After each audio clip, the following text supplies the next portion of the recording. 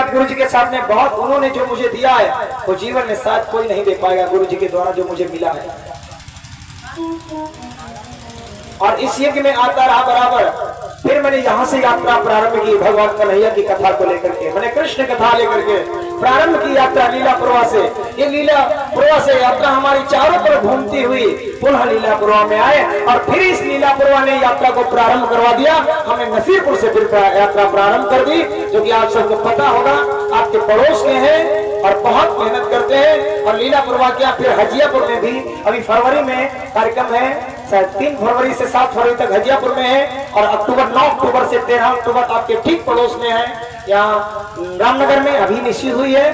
कई कार्यक्रम आपके पड़ोस के हैं जो आगे हैं। कल 2 दिन के लिए मुझे राजघाट जाना गंगा जी, और 31 से 4 जून खिरवा खरवलिया है, 5 जून से इटौंजा है, 5 जून से 9 जून, 10 जून से 14, 9 जून से 18 जून तक हम चले जाएंगे। वो पक्षी तालाब में कार्यक्रम है, लगभग ऐसे 28 जून तक कार्यक्रम।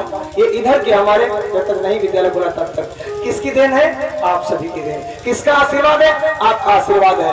किसका स्नेह मिला? आपका आशीर्वाद, आपका स्नेह मिला। उस स्नेह और आशीर्वाद से मुझे ये जगह प्राप्त हुई है, मैं तो कभी नहीं भूल सकता। हमारे प्रधान जी इस समय नहीं हजियापुर से, मुझे बहुत स्नेह करते हैं, कोई भी कार्यक्रम हो जरूर बुलाते हैं, और मैं कोशिश करता हूँ हर कार्यक्रम में आपके उपस्थित हूँ। जैसे मैं हो सकता हूँ मैं आपके हर कार्यक्रम में उपस्थित हूँ, चाहे जो कार्यक्रम, चाहे रामनगर का हो, चाहे हजियापुर का, चाहे लीलापुरवा का हो, और आपके चाहे नसीरपुर हो, चाहे हमारा खुर्द का हो, चाहे हमारा अतिरिक्त बहुत से गाँव है जिनको मैं नाम नहीं ले पा रहा हूँ। अभी शीतलपुरवा से 3-4 बार फोन कर चुके, चल भी आ रही है, लेकिन समय नहीं हमारे पास मिल पा रहा।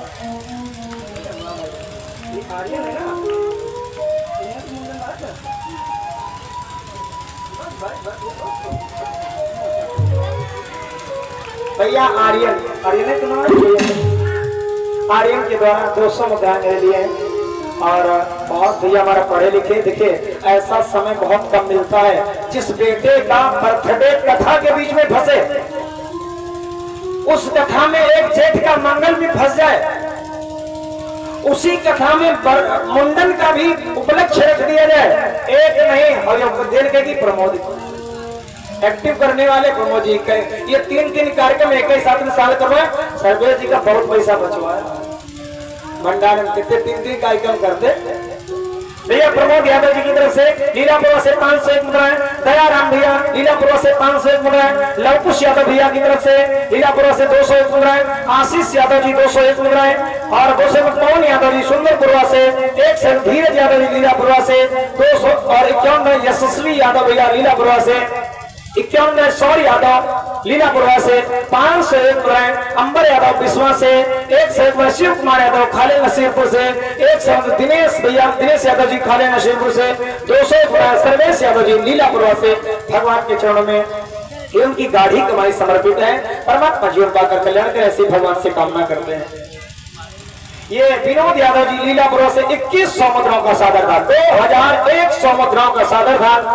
विनोद यादव जी लीलापुरवा से, शिवपाल यादव जी बसंतपुर से 500 मुद्राएं, प्रमोद यादव जी रामगढ़ से 251 मुद्राएं, राम सेवक यादव देवरी से 101 मुद्राएं, शिव सागर कैमारा से 101 मुद्राएं, रामचंद्र भैया कैमारा से 101 मुद्राएं भगवान के चरणों में समर्पित है। और 501 मुद्राएं और लिख लेना, 501 मुद्राएं यशवीर प्रताप यादव होगा हरिहरपुर हरदोई से, उनकी तरफ से 501 मुद्राएं भगवान के चरणों समर्पित है। परमात्मा जीवन पाकर कल्याण करे ऐसी भगवान से कामना करते हैं। बोल शंकर भगवान की। आइए अब कुछ समय के लिए पुनः सत्संग की तरफ चलने का प्रयास करते हैं। आज मानासुर भोले बाबा को जब प्राप्त कर लिया है, वरदान नहीं मिला, और वरदान के बाद में युद्ध मांगा, भगवान ने सोचा युद्ध नहीं तुझे देंगे, झंडा दे दिया, झंडा लगा दिया। कुछ समय के बाद बहुत सुंदर कन्या ने जन्म लिया, कुछ बड़ी हुई जब कन्या, नाम रखा। देखिए हम कभी कभी थोड़ी थोड़ी गलतियों में अपने बच्चों की पढ़ाई को रोक देते हैं। हम नहीं पढ़ेंगे, मेरे बच्चे नहीं पढ़ेंगे तो आगे कैसे बढ़ेंगे। सारी सुविधाएं मिल रही, बच्चों को पढ़ने के लिए प्रेरित करिए जैसे भी पढ़ सके। राक्षस लोग भी उनके अंदर चिंता थी, मेरे बच्चे कैसे पढ़ेंगे? उषा बड़ी हुई और 5 को चिंता हुई, मेरी उषा का पढ़ाई लिखाई का कार्य कहाँ होगा? हाँ, हाथ पकड़ा चल पड़े। कहाँ? भगवान शिव मैया पार्वती के पास गए, उषा को छोड़ दिया। उषा की पढ़ाई लिखाई का सारा दायित्व भूत भावन भोलेनाथ मैया पार्वती के हाथ में, पढ़ाई पढ़ने लगी। एक दिन उषा अपने घर आई, घर से वापस जा रही थी। मेरी माता ने बहुत ध्यान से सुनना, जरा सी गलती बच्चे को इतना बिगाड़ कर रख देगी आप सोच भी नहीं सकते। जरा सी गलती बच्चे को कहां ले जाएगी कोई भरोसा नहीं। उषा घर आई थी, मैं प्रमाण नहीं दूंगा, उदाहरण नहीं दूंगा क्योंकि समय बढ़ जाता है उसमें। उषा अपने घर आई, घर से वापस जा रही थी। भोले बाबा उस समय मैया पार्वती की गोद में बैठे हैं। मैं बार बार यही कहता हूं, जब हमारे आपके बच्चे ये समझने लगे क्या अच्छा है क्या खराब है, उसी दिन से आप अपने घर में दूरी बनाइए। जिस समय बच्चे न अपनी बात करिए, बात करने के लिए कोई मना नहीं करता, आप ऐसे पोजीशन में कभी मत बैठिए जिससे बच्चों के अंदर गलत विचार उत्पन्न हो जाए। ऐसी बात कभी मत करिए जो बच्चों के अंदर गलत विचार उत्पन्न हो जाए। ऐसे कर्म कभी मत करिए जिससे बच्चों के अंदर गलत विचार उत्पन्न हो जाए। हमने देखा बहुत लोगों ने, और सुबह उठना ही पहुंचे भैया बंडल लाओ जाए, दौड़त दौड़त के बंडल नहीं आए, और पौड़े पौड़े पड़े माचिस फर से जलाया और पौड़े पौड़े वो धुआं निकाल चिलम ऐसा धुआं निकालते हैं। लड़का सोच रहे है कौन चीज मिठाई है जो सुबह सुबह बप्पा पीते हैं, पौड़े पौड़े पी जाते। हाँ, वो आखिरी तनु बच्चा जेवा दम नहीं रह जाता, वो फेंक दी जाती। लड़का भाई उठा ले और चले जा चूल्हे के पास जलाई ला, और जिसमें दम नहीं है वो से वो धुआं निकाला। और जब उसमें धुआं नहीं निकलता है तो चूल्हे के पास लकड़ियां धुआं निकाल, उसमें धुआं नहीं निकले तो धीरे धीरे पौवस धुआं निकाल। पौवस धुआं निकलना कमजोर पड़ गया, बोतल से धुआं निकालते। जब कहीं नहीं कुछ मिलता तो अम्मा बप्पा धुआं निकालना। क्या करें? गलती किससे हुई? इसका दायित्व किसका है? जिस समय उषा वापस गई, मैं प्रमाण भागवत से ही दूंगा आपको, बाहर से कुछ नहीं। मैं हास्य और विनोद की वो बात करूंगा जो वास्तविक कथा के अंदर होगी। जरा सी देर के लिए आपको खुश करो अनैतिक शब्दों को ला करके, हाय जिनसे कोई नीति नहीं है। मैं व्यास गति पर वो शब्द कैसे यूज कर सकूं जो केवल हास्यास्पद हो। बाद में लोग कहेंगे आचार्य जी वो बोलने लगे, कहा फिर हमारी और उनमें अंतर क्या रह जाएगा? इसलिए शब्दों की मार है। जब तक शब्द अच्छे नहीं होंगे तब तक कैसे कल्याण होगा? मेरी माताओं बहनों भाइयों, उषा आ रही थी। उस समय भोले बाबा मैया की गोद में विहार करे। उषा ने देखा, हाय दादा भोले बाबा मैया पार्वती गोद में बैठे, हमारी शादी हो जाती है, हम अपने पति के लिए इसे बैठते। ये उषा ने कहा मेरा विवाह हो जाता, मैं भी ऐसे बैठती। सोचने लगी बाला मन में, उषा सोच रही है, सोचने लगी बाला मन में, यदि मेरी शादी हो जाती, सोचने लगी बाला मन में, यदि मेरी शादी हो जाती, सोचने लगी बाला मन में, यदि मेरी शादी हो जाती, सोचने लगी बाला मन में, सोचने लगे बाला मन में, यदि मेरी शादी हो जाती, यदि मेरी शादी हो जाती, यदि मेरी शादी हो जाती, तो मैं ही अपने प्रियतम को, मैं ही अपने प्रियतम को, मैं ही अपने प्रियतम को इस तरह गले से लिपटा दिया, मैं ही अपने प्रियतम को इस तरह गले से लिपटा दिया, मैं ही अपने प्रियतम को इस तरह गले से लिपटा दिया। उषा ने देखा भोले बाबा अपनी पत्नी यानी पार्वती मैया की गोद में विहार करें, मेरा भी विवाह हो जाता, मैं भी अपने पति को ऐसे लेके बैठती। भोले बाबा सब समझ गए। भोले बाबा ने अपनी पत्नी पार्वती मैया से कहा देवी तुमने गलत कर दिया, ये समय उचित नहीं था। उषा सब समझ चुकी है, उषा के अंदर विचार बदल गए, उषा के अंदर काम उत्पन्न हो चुका है।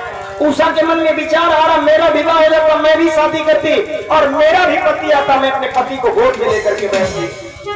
देवी तुमने गलत कर दिया।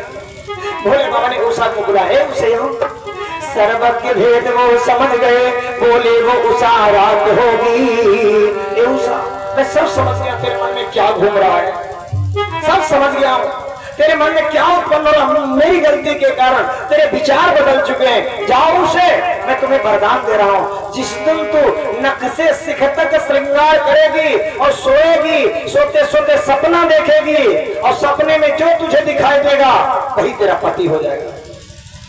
उषा आशीर्वाद लेकर के अपने महलों को गई है, पुष्पों की सैया बनाई, नख से लेकर शिख तक श्रृंगार किया।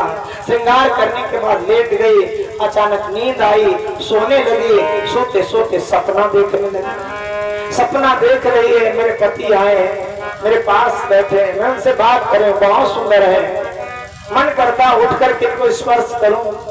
उषा उठना चाहती है और जैसे उठना चाहती बस आंख खुल गई। जब आंख खुली वहां पति थी कोई नहीं, तब तो रोने लगी उषा। नींद को भला बुरा कहती है, निनिया बैरी भई हमारी, निनिया बैरी भई हमारी, निनिया बैरी भई हमारी, निनिया बैरी भई हमारी, निनिया बैरी भई हमारी, निनिया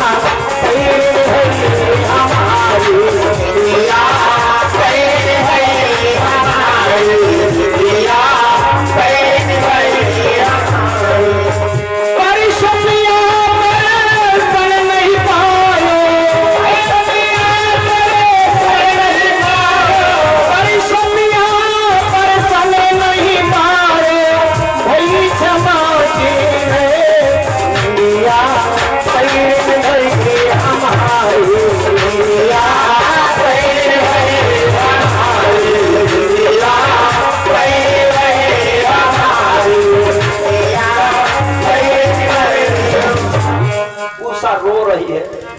नींद को भला बुरा कहती, क्यों आई? आना ही था तो थोड़ा रुक जाती, मुझे अपने पति से मिल लेने देती, मैं उसका परिचय पूछ लेता, कहाँ रहते हो, कैसे हो, कौन हो। मैंने कुछ न पूछ पाया, क्यों आई, कैसे आई, तुरंत चली गई, मुझे अपने प्रियतम से नहीं मिलने दिया है। आए भला बुरा कहती, रो रही उषा।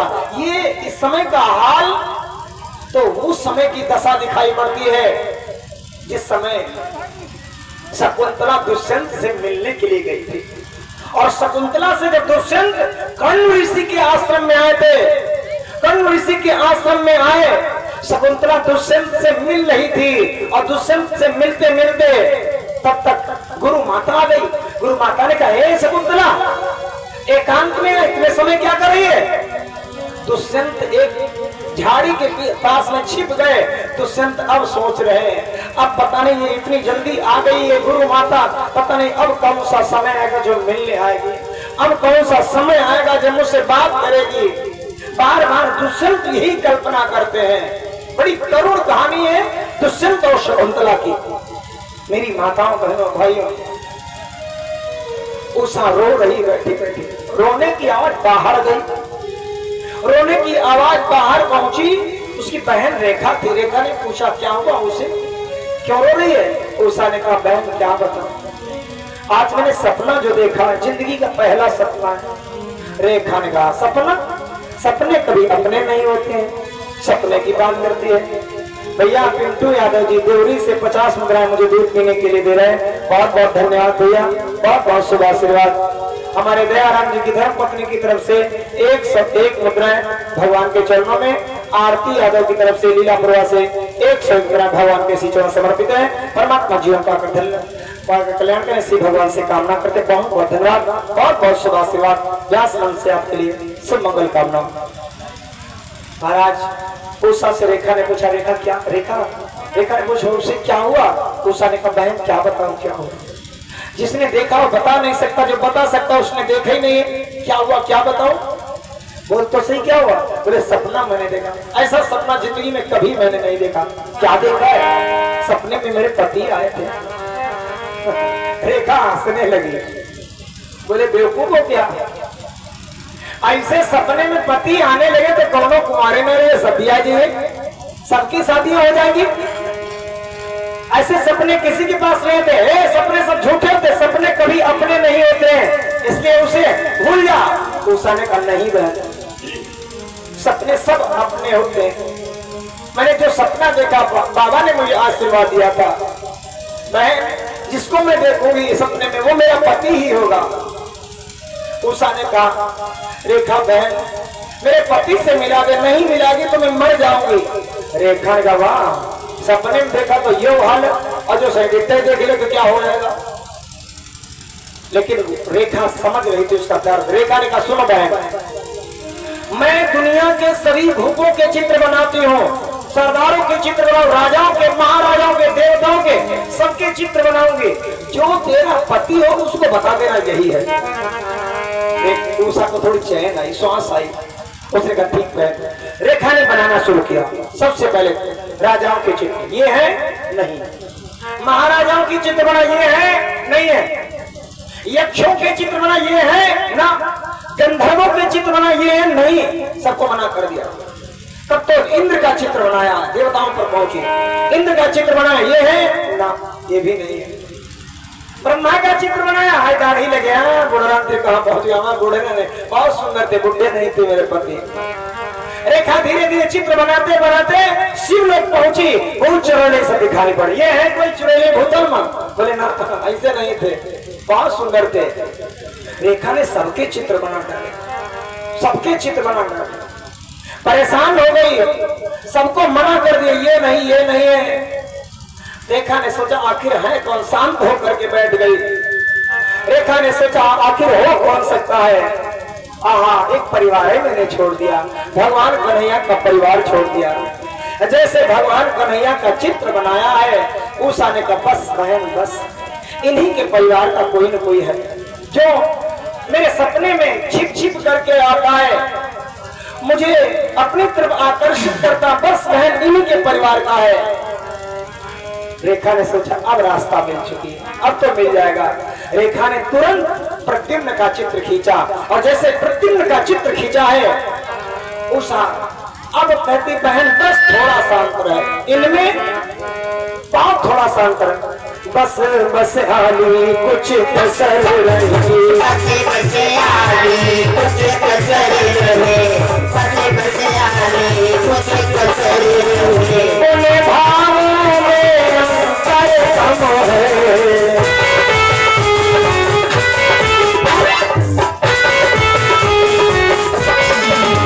बस बस आली कुछ कसर रही, बस बस आली कुछ कसर रही, बस बस आली कुछ कसर रही, बस बस आली कुछ कसर रही, भाव में अंतर कम है, इनका ही भूत बहुत कोई, इनका ही भूत बहुत कोई, इनका ही भूत बहुत कोई, इसे ही मेरा प्रियतम है।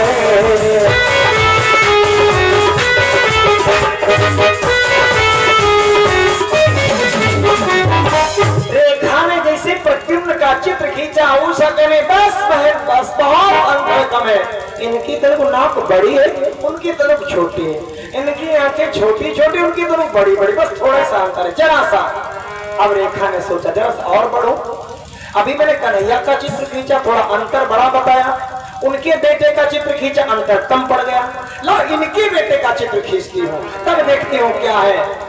मानो जैसे नबज पकड़े रेखा और पूछती जा रही है, अब बुखार कम हुआ, अब बुखार, ब्लड प्रेशर कम है कि नहीं, ब्लड प्रेशर चेक करती जा रही रेखा, अब क्या हाल, अब क्या हाल, उषा बताती जाती है। और जैसे अनिरुद्ध का चित्र खींचा, रेखा ने अनिरुद्ध की फिर खींची तस्वीर, से देख कर हृदय में रहा न पहला तीर। आए पहले वाला धैर्य खो बैठी, सत्य से पल्लू को झांक लिया, आंसू निकलने लगे आंखों से। बस बहन बस, यही मेरे पति हैं, यही सपने में हिल मिल करके आते थे, बहन इनसे मिलवाते हैं।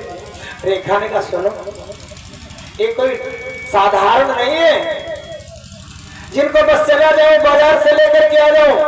ये साधारण पता है कौन है? बस तूने तो कह दिया इनके बगैर मैं जीना नहीं चाहती, इनके बगैर मैं मर जाऊंगी। पता है कौन है ये? उसे सुन, यही कृष्णचंद्र के पोते हैं। तुझे पता है कौन है? कहाँ रहते हैं? कैसे नाम मिलेगा इनको? यही कृष्णचंद्र के पोते हैं, अनिरुद्ध तुम्हारे कहलाते हैं, अनिरुद्ध तुम्हारे कहलाते हैं, अनिरुद्ध तुम्हारे कहलाते हैं। वो सपने में हिल मिल कर भी अपना दिल खींचे जाते हैं, सपने में हिल मिल कर भी अपना दिल खींचे जाते हैं, सपने में हिल मिल कर भी अपना दिल खींचे जाते हैं। उसे ये कन्हैया पोता आई ना यार, द्वारिका में रहते हैं, द्वारिका जाना बहुत मुश्किल है। द्वारिका का एक नियम है, द्वारिका का नियम क्या है? रात में कन्हैया का सुदर्शन चक्र द्वारिका की रखवाली करता है। कोई भी द्वारिका में पक्षी पर नहीं मार पाएगा, रखवाली करेगा सुदर्शन। रेखा ने बहन कहा जाना बहुत मुश्किल है। उषा ने कहा बहन नहीं जाओगी तो मैं मर जाऊंगी, सुबह मेरी लहस खाओगी, इसके सिवा कुछ नहीं मिलेगा तुमको। रेखा ने सोचा अब तो गजब हो गया, नहीं जाती हो तो मर जाएगी, और मर जाएगी तो बाणासुर मुझे कच्ची फांसी चढ़ा देगा, इसलिए मजबूरी में जाना पड़ेगा। चल पड़ी रेखा, चल चील का रूप बनाया, चल पड़ी। और द्वारिका में जैसे घुसने लगी, नारद बाबा ने सोचा ये यहाँ मर जाएगी वो वहां मर जाएगी, और जिसके लिए काम करे वो उसका काम नहीं हो पाएगा। इसलिए नारद बाबा दौड़े, रेखा को डांटा, हे रेखा।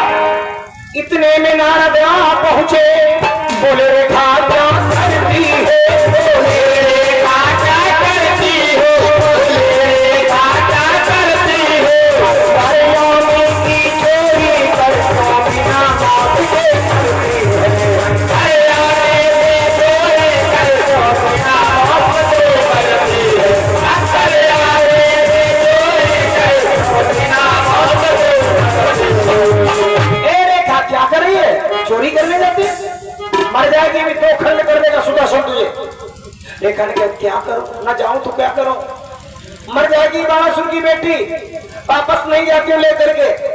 नारद बाबा को सारा हाल बताया। नारद बाबा ने कहा सुन एक काम करो, तुम जो त्रिपुंड लगाए बिगाड़ दो, गले में तुलसी की माला पहनो, हाथों में करताल लीजिए, पीताम्बरी धारण कर लीजिए, बाघंबरी हटा दीजिए, ओम नमो भगवते वासुदेवाय गाइए, रास्ता मिल जाएगी। रेखा ने पहले मना कर दिया। क्यों? रेखा ने कहा हम ये सब कैसे कर रहे हैं, हम शिव जी की उपासक हैं, शिव की उपासिका है, हम वैष्णव नहीं हैं, हम शैव मत के हैं। नारद का सुनो, परमार्थ में कोई शैव कोई वैष्णव नहीं होता है, परमात्मा में प्राण चले जाए तब भी कोई गम नहीं होता है। तू शैव और वैष्णव लिए बैठी है तो वापस जा। रेखा को जब डांटा है तब रेखा की समझ में आया। रेखा ने तुरंत अपना त्रिपुंड मस्तक से चंदन हटाया, बाघंबरी हटाई, पीताम्बरी पहने, हाथों में करताल, गले में तुलसी की माला, ओम नमो भगवते गाती हुई द्वारिका के अंदर घुस गई। उठा लिया, अनिरुद्ध सो रहे थे, बिस्तर से ही उठाया, उठा करके लाई, उषा के महलों में उठाया। उषा से कहा देख बहन यही है तेरे पति? उषा ने देखा हाँ बहन यही मेरे पति हैं। रेखा ने कहा हम जाएंगे रुकेंगे। उषा ने कहा बहन अब जैसी तेरी इच्छा है। रेखा चली गई। उषा ने सोचा कैसे जगाऊं, सो रहे हैं कैसे जगाऊं, गुदगुदा देना, पानी की छींटा मार दे, नहीं देना, डुला दे, नहीं सर्दी है, क्या करो? तब उषा ने सोचा हाँ एक उपाय है। अब उठाया अपना सितार, पंचम स्वर में गाना प्रारंभ कर दिया, और जैसे गाने की आवाज अनिरुद्ध के कानों में पहुंची, अनिरुद्ध चक्कर मकर करके देखने हम आए कहाँ गए, हम कहाँ गए, इधर उधर देखते यहाँ तो संगमरमर चमक रहा है सब, हम कहाँ गए? उषा आई, हाथ जोड़ करके सामने बैठी, महाराज ये है सोनितपुर राजधानी है, महाराज ये है सोनितपुर राजधानी है जिसमें बाणासुर रहते हैं। जिसमें बाणासुर रहते हैं।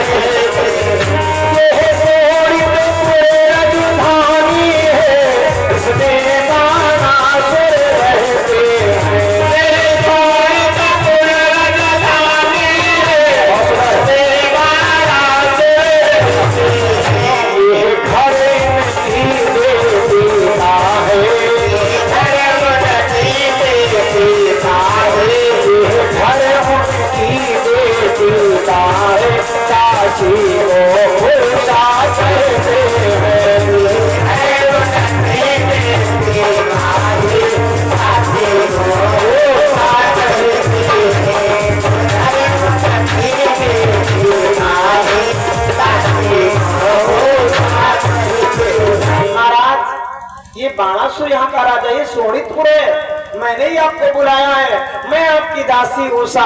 मैंने जब से आपको देखा है मेरे मन में चैन नहीं हुआ, मैंने ही आपको बुलवाया है। स्वामी मैं आपकी सपने में ही आपको मैंने अपना पति मान लिया था। मैं आपकी घर में धीरे धीरे रहने लगे दोनों। ये भैया हमारे इंद्रपाल यादव जी लीलापुरा से 251 मुद्राएं, लवकुश भैया ओरीपुर से 100 मुद्राएं, अनुपम भैया ओरीपुर से 101 मुद्राएं, रामू यादव लीलापुरा से 101 मुद्राएं, मुन्ना लाल अजलापुर से 50 मुद्राएं भगवान के चरणों में समर्पित है। परमात्मा जीवन पाकर कल्याण करें, श्री भगवान से कामना करते हैं।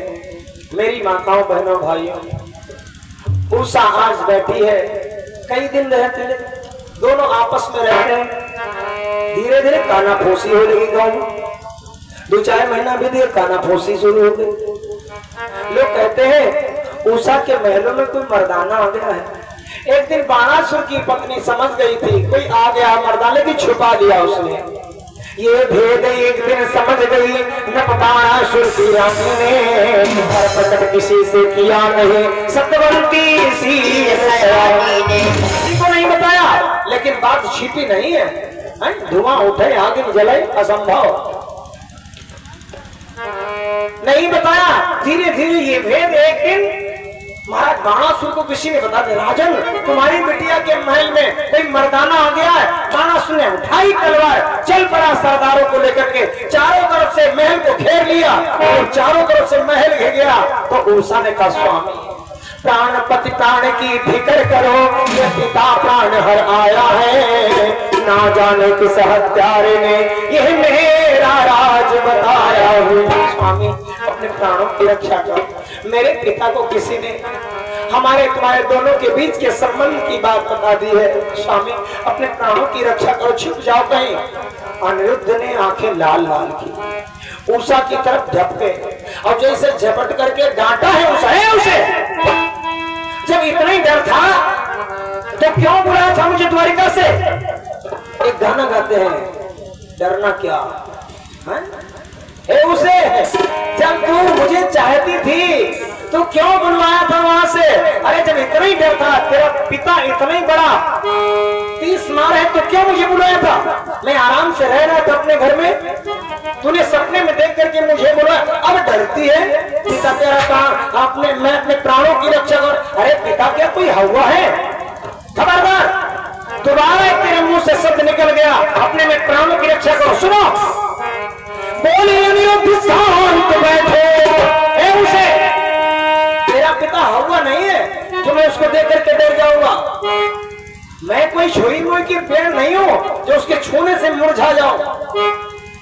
उसे बोले अनिरुद्ध शांत बैठो, जो होगा देखा जाएगा, होगा देखा जाएगा, होगा देखा जाएगा।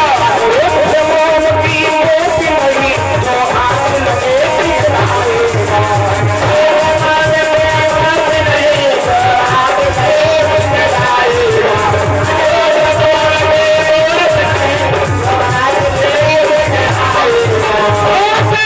कहीं भी मशहूर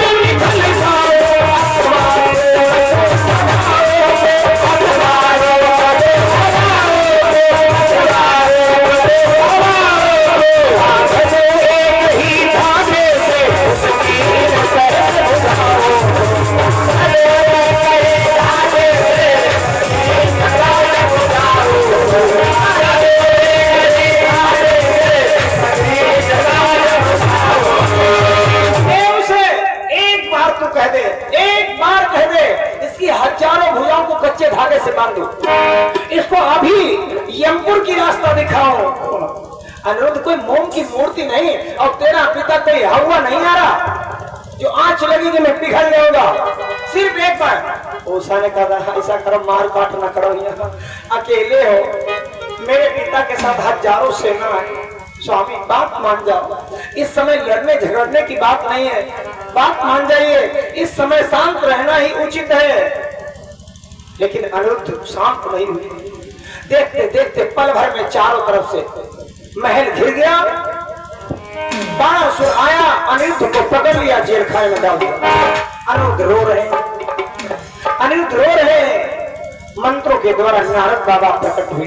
नारद बाबा ने देखा अनिरुद्ध रो रहा है, अनिरुद्ध को डांटा, रो रहा कायर कहीं का, अरे यदुवंशियों का बेटा होते हुए, कन्हैया का पोता होते हुए तू रो रहा है, कायर है तू। अभी मैं जा रहा हूं द्वारिका, जा रहा हूं और तेरे घर जाकर के कोई सूचना दे रहा हूं, तेरा बाबा अभी आएगा लेने के लिए, चल पड़े। नारद बाबा पहुंचे, देखा सब द्वारिका में रोना मिटाना पड़ा, सब रो रहे हैं, एकदम शोकाकुल पड़ा हुआ परिवार, सब शांत है। अनिरुद्ध गायब है, कई महीनों से अनिरुद्ध गायब है। नारद बाबा पहुंचे, नारद ने सूचना दी, प्रभु तुम्हारा पोता इस समय, तुम्हारा अनिरुद्ध इस समय बाणासुर के कैद खाने में बंद है, बाणासुर ने उसको कैद कर लिया, बंद कर दिया है। जैसे कन्हैया को सूचना मिली, कन्हैया का क्रोध का ठिकाना नहीं रहा। कन्हैया ने अपनी यदुवंशी सेना सजाई, सेना को सजा करके आज बाणासुर के ऊपर धावा बोल दिया है, बाणासुर के ऊपर धावा बोल दिया है। बाणासुर ने देखा हाय कन्हैया की यदुवंशी सेना मुझे मारने के लिए आ रही है, बाणासुर ने तुरंत याद किया, भोले बाबा आ जाओ, ये समय यही मैंने कहा था जब कोई समस्या आपत्ति आए तब आ जाना, आओ। भोले बाबा आ गए हैं, अकेले नहीं आए, अपनी सेना लेकर के आए। सेना कौन की? भूत चुड़ैल लिए चले आ रहे हैं। तो देखा थे उधर तो चला थे इधर, कोई की मुंह उधर गए हैं तो चल रहे, देख रहे पश्चिम तो चल रहे पूर्व, चिंगाड़ते चिंगाड़ते अट्टहास करते चले आ रहे हैं, सब भूत चुड़ैल चले आ रहे हैं। भगवान की सेना ने देखा, कुछ एक दूसरे आपस में सलाह कहीं आए किधर से रहे, देख उधर से। देखिए भोले बाबा की सेना जो थी, भोले बाबा के जो गण थे, समस्या कब आई थी? बाबा की बारात, और सबसे ज्यादा समस्या उनको है जो पत्तल पड़ सक रहा है। पत्तल कहाँ धरे, मुंह इधर है, खाप इधर से, पत्तल का मुंह है, चाहे इधर है, उधर है, इधर इधर, चारों तरफ मुंह है, मुंह पत्तल कहाँ धरे। आगे बढ़े तो एक की मुंह ना खोपड़ी कुछ ना, खाली रूंड रखा है, वो पत्थर रखा है कि नहीं रखा है। किसी के देखते हाथ रखे, क्या करे, सबसे समस्या आई थी तो पत्थर पड़ोसने, पत्थर कई परसेंट, 1%, 2%, 5%, कोई मोड़े मोड़ दिखाई पड़े। आज वही सेना आ गई है, इधर भोले बाबा खड़े, इधर कन्हैया खड़े हैं। कन्हैया ने पहले समझाया, बाबा मैंने कहा था ऐसे वरदान मत दिया करो जिनसे आपको ही कष्ट में उठाना पड़ता है। भोले बाबा ने कहा सुनो कन्हैया, इस समय गीता का उपदेश मत दीजिए, युद्ध क्षेत्र के मैदान में बैठे हो, एक सूर, एक वीर अपने बाणों से ही वीरता दिखाता, अपना परिचय बाणों से देता है। युद्ध क्षेत्र का मैदान है, आप भी मेरे सामने एक चोट की भावना में खड़े हो, आप भी मेरे सामने एक दुश्मन के समान खड़े, युद्ध करिए। तुम अपने पोता की तरफ से आए हो, मैं अपने भगत की तरफ से आया, युद्ध करिए। हम दोनों लोग विरोधी हैं और यहाँ उपदेश मत दीजिए। भगवान ने कहा बाबा समय खराब है लग रहा, तुमने गलत समय पर निर्णय ले लिया, गलत समय पर तुमने वरदान दे दिया। बाबा तो फिर तैयार हो जाइए, मेरा पहला धर्म है साम, फिर दाम, तब दंड। मैं तीसरी बार में दंड पर आता हूँ, पहले मैं समझाता हूँ, फिर लोभ देके समझाता हूँ, नहीं समझ तब तो युद्ध होता ही है। बाबा मैं किसी चीज से कम नहीं हूँ, युद्ध करिए। युद्ध प्रारंभ हो गया, दोनों सेनाएं सज चुकी हैं, युद्ध प्रारंभ हुआ, बाणों पर बाण छोड़े जा रहे हैं, आपस में टकराने लगे हैं। बाणासुर से भगवान कन्हैया का सारथी लड़ने लगा। बोले हम काहे लड़े? भगवान कन्हैया बाणासुर से नहीं लड़े, अपने सारथी को छोड़ दिया। सारथी की बाणासुर लड़ने लगे, मंत्री के आगे मंत्री के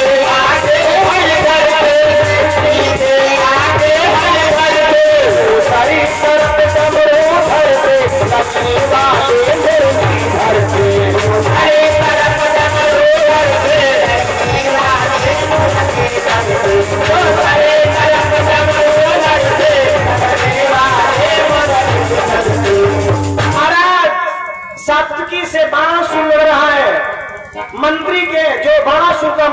बलदाऊ भैया लग रहे हैं। भोले बाबा कन्हैया का युद्ध हो रहा है।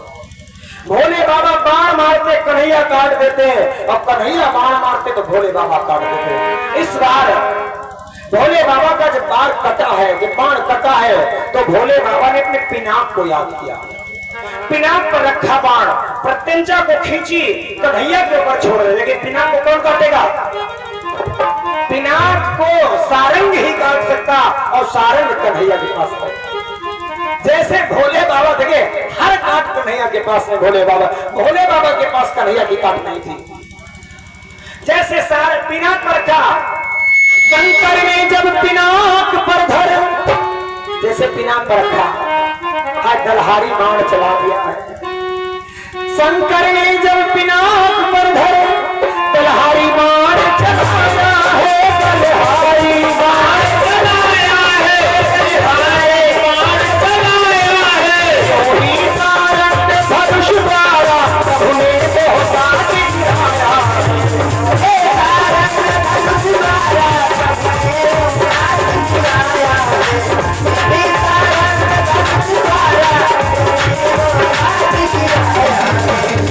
कई बाण छोड़ दिए। भोले बाबा पिनाक पर रखा, दलहारी बाण चलाया, कन्हैया ने सारंग से काट दिया। और इतना ही नहीं काटा, भोले बाबा की सारी सेना को तहस नहस कर दिया। इतना ही नहीं किया, ऐसा बाण छोड़ा है कन्हैया ने, आलस्य बाण। आलसी बाण चला तो भोले बाबा सब सेना लुंज पुंज गुल बरी ठोर। आलसी नहीं जाते, आलसी तू ही आलसी थे। दोनों पड़े, एक पर कुत्ता पेशाब कर रहा था, तो उसने कहा कुत्ता हाँ कि समय पर पेशाब कर रहा, मतलब इतना उनको होश नहीं, इतने वो चैतन्य नहीं कि कुत्ते भगा सके।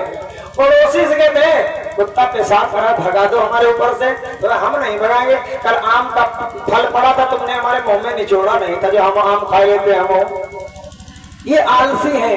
भोले बाबा ने बाण छोड़ दिया, आलस्य बाण के चलते, आलस्य बाण के चलते, आलस्य बाण के चलते, भोले बाबा के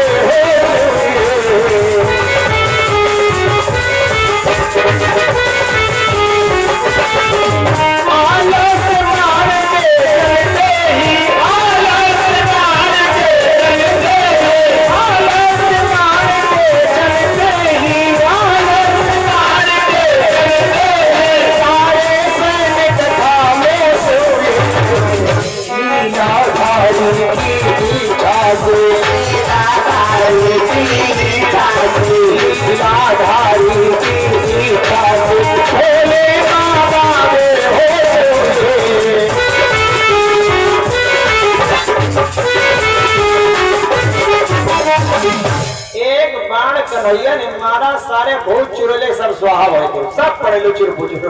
कोई किसी देख सब एक दूसरे के रहे, उठ ना कोई पाए गए, कोई नहीं उठ पा, सब आलसी बन गए हैं।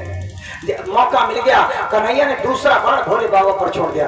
भोले बाबा को जैसे बेहोश किया है, बाबा बेहोश हुए, बाणासुर के एक हजार छानात ने बाणासुर को काट करके धराशायी कर दिया।